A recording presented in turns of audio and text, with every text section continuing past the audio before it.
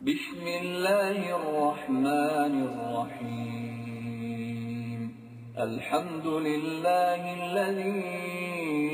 أنزل على عبده الكتاب ولم يجعل له عوجا قيما لينذر بأسا شديدا من لدنه ويبشر المؤمنين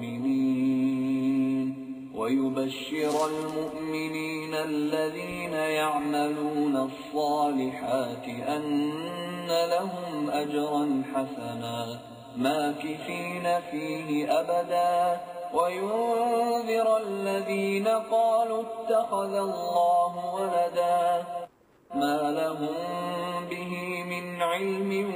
ولا لآبائهم كبرت كلمة تخرج من أفواههم إن يقولون إلا كذبا فلعلك باخع نفسك على آثارهم إن لم يؤمنوا بهذا الحديث أسفا إنا جعلنا ما على الأرض زينة لها لنبلوهم أيهم أحسن عملا وإنا لجاعلون ما عليها صعيدا جرزا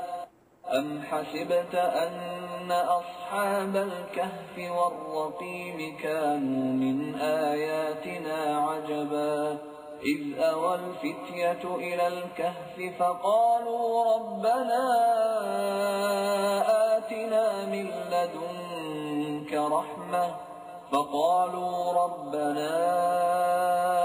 آتنا من لدنك رحمة